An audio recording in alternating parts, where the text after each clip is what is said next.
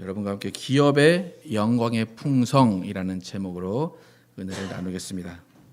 자, 계속해서 바울의 기도를 통해서 우리가 하나님께서 교회에게 무엇을 원하시는가를 살펴보고 있습니다. 오늘은 기업의 영광의 풍성이라는 그 문장을 가지고 함께 은혜를 나누겠습니다. 자, 앞선 설교에서 부르심의 소망에 관해서 나눌 때 우리는 하나님의 부르심 또 하나님의 소망이라는 하나님의 주권으로 이루어지는 부르심과 소망이라는 것을 우리가 나누었습니다. 하나님은 피조물에게 소망을 두신 것이 아니라 그의 독생자 아들 예수 그리스도에게 소망을 두시고 피조물이 그 아들 예수 그리스도에게 소망을 두었을 때 그 하나님의 소망을 우리가 알 수 있고 하나님의 소망이 우리에게 이루어진다라고 말씀을 나누었습니다. 그래서 우리가 오늘 나눌 기업의 영광의 풍성, 이것도 하나님의 부르심과 하나님의 소망과 연결이 되어 있습니다. 기업의 영광의 풍성, 여러분 이게 말이 좀 이해가 되십니까? 기업의 영광의 풍성. 네, 말이 좀 어려운 단어들의 조합인데 쉬운 말로 그냥 풀었으면 영광스럽게 상속받는 유산이 풍성하다라는 거예요. 그러니까 유산이 풍성하다, 이것을 그냥 기업이 풍성하다, 기업의 영광이 풍성하다라고 이해하시면 돼요. 이 문장에서 가장 중요한 단어는 기업이라는 단어입니다. 기업. 우리가 이제 기업이라는 단어를 아는 의미가 뭐냐면 대부분 뭐 대기업, 중소기업, 그런 어떤 기업, 회사의 의미를 많이 알고 있는데 이 기업은 그런 단어가 아니라 유산 혹은 상속이라는 의미의 단어입니다. 그래서 오늘 설교에서는 이 기업이라는 단어보다는 또 유산, 또 상속이라는 단어를 많이 사용을 해서 여러분과 함께 은혜를 나누겠습니다. 먼저 이 유산에 대해서 알아볼 텐데, 상속의 개념에 대해서 알아볼 텐데 5가지의 개념을 우리가 알 수 있습니다. 첫 번째는 이 유산이라는 것은 부르심의 소망과 마찬가지로 유산의 주권도 하나님이 가지고 계신다라는 거예요.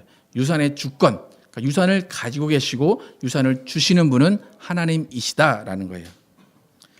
혹시 여러분 중에 부모님이 재산이 너무 많으셔서 유산을 나눠 갖는 그런 경험을 혹시 해보신 적 있으십니까? 너무 많은 유산이 있어서 그 유산을 막 가족끼리 막 나누며 싸우거나 혹시 그런 적 있으십니까? 아니면 지금 여러분이 가지고 계신 재산이 너무 많아서 이걸 자손에게 어떻게 유산을 해야 될까, 상속을 해야 될까 혹시 고민하시는 분 계십니까? 그런 분들이 계시면 이 설교가 참 쉬울 텐데 오늘 설교가 너무 어려운 것 같아요. 저도 어렵고 듣는 여러분들도 참 어려우실 것 같아요. 그래서 하나님께서 가지고 계신 주권에 의해서 상속이 이루어진다. 또 상속은 하나님이 가지고 계신다라는 것이 오늘 우리가 살펴볼 상속의 첫 번째 개념입니다. 두 번째 의미는 뭐냐면 부모가 가지고 있는 것 중에 가장 가치 있는 것을 상속하는 것이다라는 거예요. 자녀에게 물려준다라고 할 때 그냥 쓰다 남은 것 아니면 귀한 것은 놔두고 그냥 허드렛 일을 하는 그런 어떤 다른 것만 유산하는 것이 아니라 유산은 그 부모가 생각하는 가장 가치 있는 것, 가장 귀한 것을 유산하는 것이 바로 상속입니다. 그러니까 어떤 부모도 유산을 상속하면서 이거는 없어져도 돼 라고 생각하는 부모는 아무도 없을 거예요. 혹시 자녀가 부모가 상속하는 그 상속 그것을 이거 왜 나한테 이런 걸 주지? 라고 생각할지는 몰라도 부모는 가장 가치 있는 어떤 물질이라든지 명예를 자손들에게 상속하기를 원한다라는 것입니다. 세 번째 유산의 개념은 자녀의 손 안에 주어지기 전까지는 그것은 유산이 아니다라는 거예요. 아무리 재산을 상속받을 확률이 100%인 독자라고 할지라도 유산이 자기 손에 들어오기 전까지는 그 유산은 그 자식의 것이 아닙니다. 만약 한 외동 아들이 있는데 분명히 아버지는 나에게 이 재산을 다 주실 거야, 나에게 상속하실 거야 라고 100% 확신하고 믿음이 있어요. 그런데 아버지가 돌아가시기 전에 이 재산을 사회에 환원하겠다 라고 하면 그 자녀의 믿음은 아무것도 아닌 게 됩니다. 그러니까 유산의 절대적인 권한은 아버지의 권한이고 아버지의 선택이라는 거예요. 그 아버지가 물려주지 않으면 절대로 자식은 그 유산을 가질 수 없다라는 것입니다. 다음으로 유산의 네 번째 개념은 상속받는 상속자는 그 유산을 보존하고 보호하고 지킬 만한 사람이어야 한다라는 거예요. 기업과 유산 아버지가 주실 거야 라는 믿음이 아무리 충만해도 그 믿음만으로 유산을 받을 수 없다라는 거예요. 내가 믿는 것도 중요합니다. 그러나 아버지가 주실 만한 믿음이 있어야 되고, 내가 이 자식에게 유산을 주면 이 자식이 이것을 지킬 수 있겠구나, 보존하겠구나, 이것을 대대로 물리겠구나 라는 판단이 섰을 때 그 자녀에게 상속을 주게 된다라는 것입니다. 왜 그래야 될까요? 왜 믿는 자녀, 그 자녀가 이걸 지킬 것이다, 이것을 계속 대대로 물려줄 것이다라는 그 확신이 있어야 되는 이유가 뭘까요? 아까 말했듯이 유산은 부모의 최고의 가치이기 때문이에요.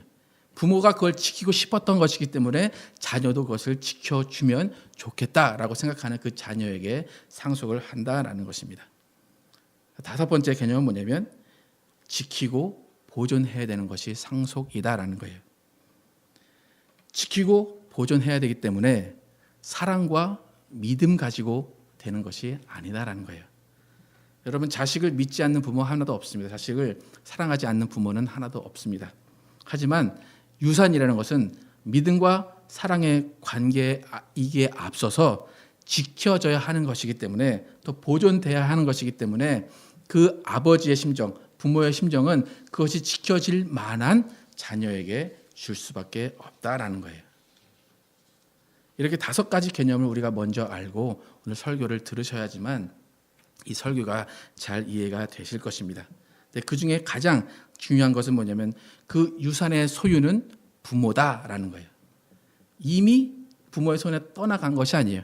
이미 자녀가 받은 것이 아니라 이미 부모가 가지고 있고 자녀는 상속받을 것이다라는 그 부모의 소유가 오늘 이 본문을 이해하는 데 있어서 가장 중요한 내용입니다.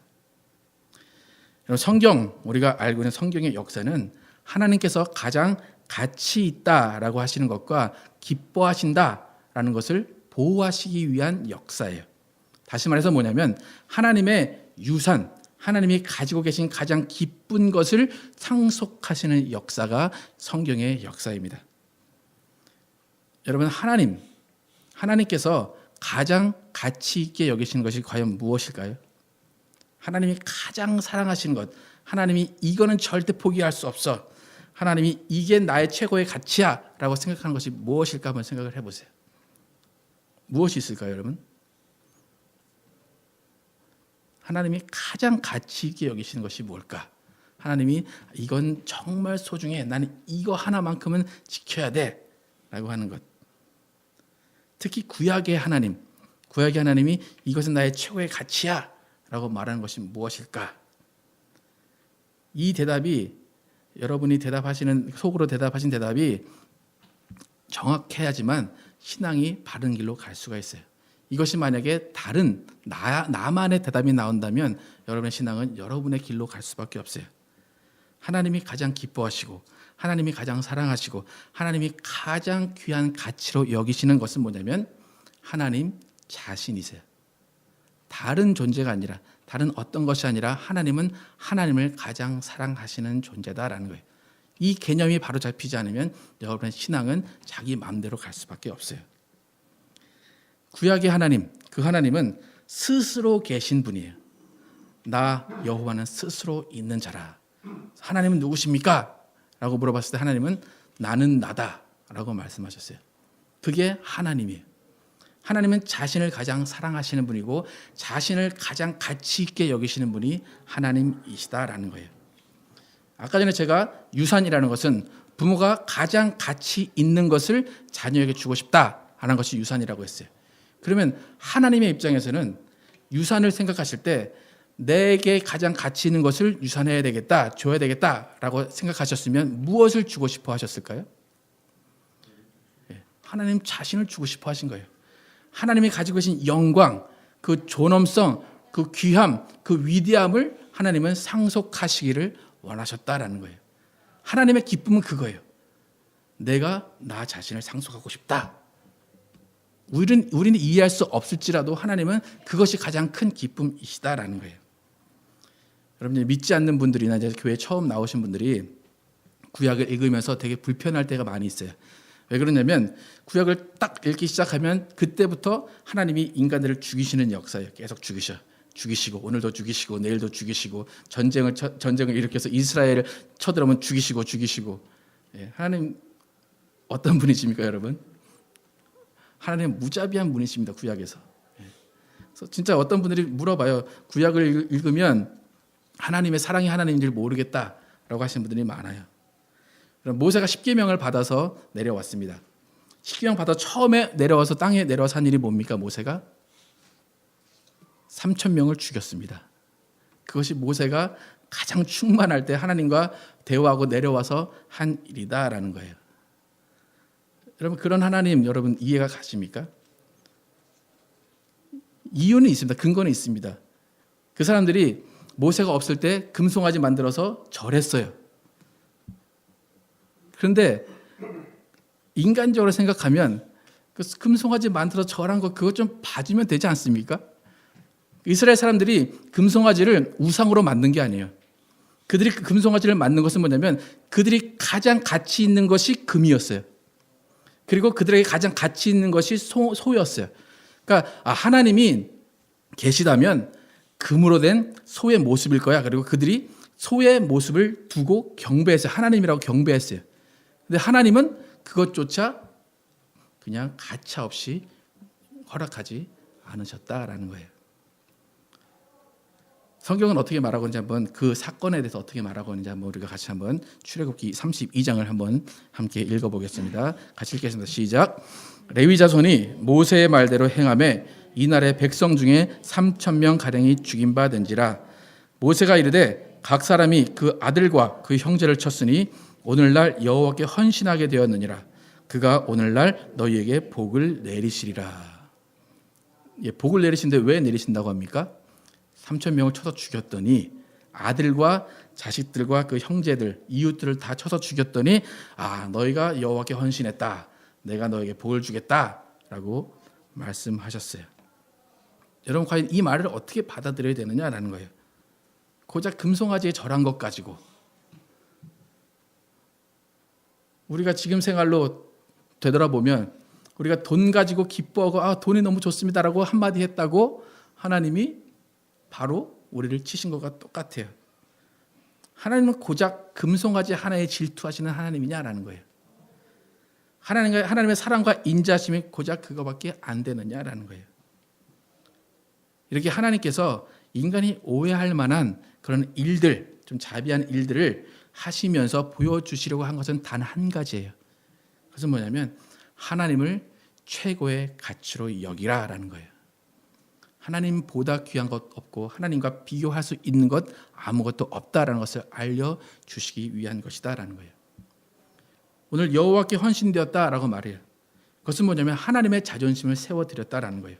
하나님의 위엄을 높였다라는 거예요. 그래서 너희를 복주겠다라고 말씀하신다라는 거예요. 이렇게 구약의 하나님은 하나님의 자신을 최고의 가치로 여기신 분이에요. 그 모든 소유를 가지신 그 분께서 하나님을 최고의 가치로 여기시고 그 하나님을 최고의 가치로 여긴 자들에게 복 주신다라는 것이 구약의 내용입니다. 신약도 내용은 비슷하지만 조금 틀려요. 신약에서는 그렇게 하나님 자신이 최고의 가치다라고 여기신 그분께서 최고의 가치를 예수 그리스도께 두었습니다. 결론적으로 그렇게 됐어요. 그러니까 우리가 결혼 전에는 최고의 가치가 나 자신이에요. 내가 잘 먹고 내가 잘 살고 내가 건강하는 거예요. 그렇죠? 근데 결혼해서 자녀를 낳으면 최고의 가치가 나 자신에서 누구에게 갑니까? 계속 여러분 자신입니까? 네. 아마 자녀들이 있으면 여러분은 아파도 내 자녀는 아프면 안 될 거예요. 그렇죠? 네. 하나님께서 아들을 그렇게 이 세상에 보내시고 아들의 순종과 아들의 복종을 보시고 하나님은 아들을 최고의 가치로 여기셨다라는 것이 신약의 내용입니다. 그래서 마가복음 9장 7절에 보면 마침 구름이 와서 저희를 덮으며 구름 속에서 소리가 나되 이는 내 사랑하는 아들이니 너희는 저의 말을 들으라 하는지라. 예수 그리스도께서 공생애를 시작하시면서 하나님 아버지는 저는 내 사랑하는 아들이다라고 말씀을 하시고 그의 사랑하는 아들에게 모든 것을 주시기를 원하신다는 것을 알려주십니다. 근데 비록 사랑하는 아들이라고 할지라도 그를 상속자로 생각하시고 계시지만 이때는 예수님께서 아직 상속을 다 받지 않으셨어요. 예수님은 아직 영광을 받지 못했다라고 예수님은 분명히 말씀을 하십니다. 아까 전에 유산이라는 것은 부모의 가장 가치 있는 것이다 라고 했어요. 그런데 부모가 여러 자녀들 중에 어떤 자녀에게 가장 큰 것을 줄까라고 생각하면 부모는 이 부모가 가지고 있는 최고의 가치를 함께 누릴 수 있고 그 가치를 알아주는 자에게 부모의 유산을 줄 거예요. 왜 그렇습니까? 그 자녀가 그 상속받은 것을 귀하게 알고 그것을 지킬 수 있기 때문이다라는 거예요. 예수님이 하나님의 영광을 상속받으셨습니다. 하나님의 모든 것을 받으셨습니다. 그 이유는 뭐냐면 예수님은 하나님의 아들로서 아버지가 무엇을 사랑하시는지를 알았다라는 거예요. 하나님이 최고의 가치를 여기시는 것이 무엇인가를 예수님은 분명히 아셨다라는 거예요. 아버지가 상속하고 싶어 하시는 그 가장 기쁜 것이 무엇인가를 예수님은 분명히 아셨다라는 거예요. 요한복음 17장 4절과 5절에서 예수님이 어떠한 것을 아셨는지 한번 같이 읽어보겠습니다. 시작. 아버지께서 내게 하라고 주신 일을 내가 이루어 아버지를 이 세상에서 영화롭게 하였사오니 아버지여 창세전에 내가 아버지와 함께 가졌던 영화로서 지금도 아버지와 함께 나를 영화롭게 하옵소서. 이 땅에서 예수님께서 하신 일이 뭐라고 말씀하십니까? 이 세상에서 아버지를 영화롭게 했다라는 거예요. 그것은 무슨 말입니까? 이 세상에서 아버지가 최고라는 것을 드러냈습니다라는 거예요. 아버지께 죽기까지 순종해서 아버지께 영광을 돌렸습니다라는 거예요. 그랬더니 5절에 뭐라고 나옵니까? 아버지께서 나와 함께 가졌던 영화로서 나를 영화롭게 하옵소서. 이 말은 나 아버지의 것을 상속하기를 원합니다라는 거예요. 그래서 결국 예수 그리스도는 이 땅에 와서 죽으심으로 말미암아서 아버지의 모든 것을 상속하시고 영화롭게 되었다라고 성경은 증거하고 있습니다. 아버지는 왜 아들에게 그 영화로움을 다 주셨을까? 왜 모든 이름에 뛰어난 이름을 그에게 주셨을까?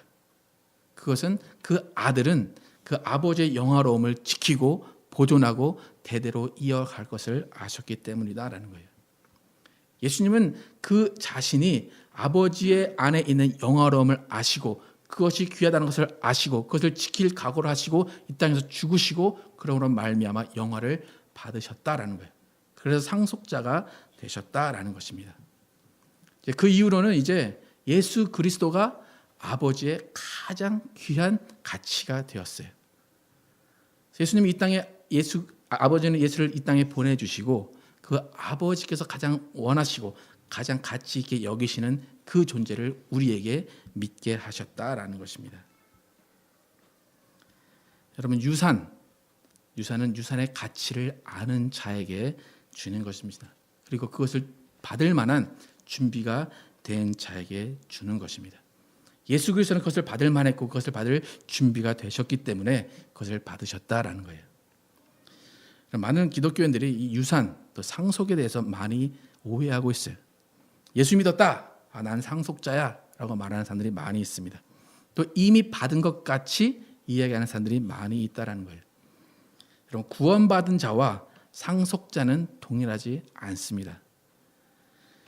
우린 예수님으로 인해서 상속받을 자다라고 그래요. 예수와 함께 상속받을 자다라고 그래요.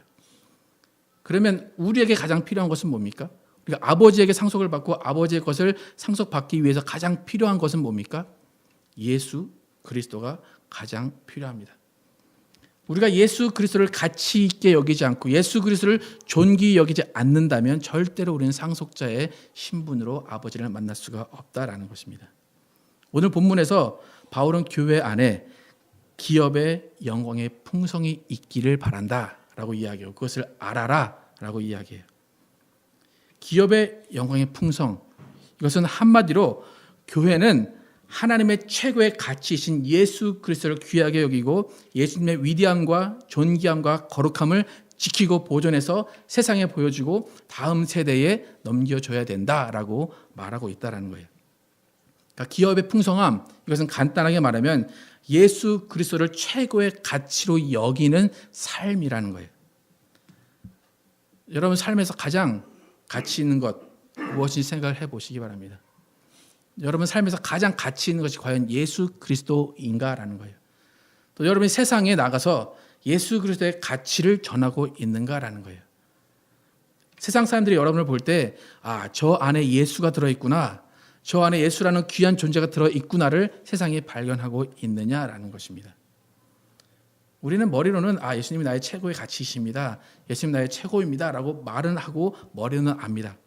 하지만 과연 우리의 삶 속에서, 교회의 삶 속에서 하나님의 유산인 예수 그리스도의 가치가 드러나고 있느냐라는 거예요. 쉽게 말해서 교회가 세상에 예수 그리스도의 자존심을 세워드리고 있느냐라는 거예요. 그의 거룩하심과 그의 위대하심을 드러내고 있느냐라는 거예요. 여러분 냉정하게 평가를 해보십시오. 세상이 교회를 생각할 때 존귀하게 예수 그리스도의 가치를 생각하고 있느냐라는 것입니다. 그렇다면 우리가 예수 그리스도의 가치를 드러내는 삶을 살아야 되는데 그 삶이 과연 어떤 것이냐라는 거예요. 우리가 돈이 많아야 예수 그리스도의 가치를 드러낼 수 있을까? 우리가 유명해야 예수 그리스도의 가치를 드러낼 수 있을까? 어떻게 해야 세상이 우리를 볼 때, 교회를 볼 때 예수 그리스도의 가치, 이것이 과연 최고구나, 이것이 과연 귀한 것이구나 라는 것을 느낄 수 있을까라는 거예요. 그것은 바로 우리의 거룩한 삶, 우리의 구별된 삶으로 예수 그리스도의 귀한 가치가 드러나게 되어 있다라는 것입니다. 여러분 부르심을 받았다, 참 귀하고 참 즐거운 일입니다. 하지만 그것에서 끝난다면 예수 그리스도의 가치는 세상에 전해질 수가 없다라는 거예요. 우리의 거룩하고 구별된 삶을 통해서 예수의 가치가 드러나지 못한다면 세상은 예수의 가치를 알 수 없다라는 거예요. 우리가 예수님을 최고의 가치로 여기는 삶을 가정에서 보여주지 않는다면 우리 자녀들은 절대로 예수님을 가치 있는 존재로 여기지 않는다라는 거예요.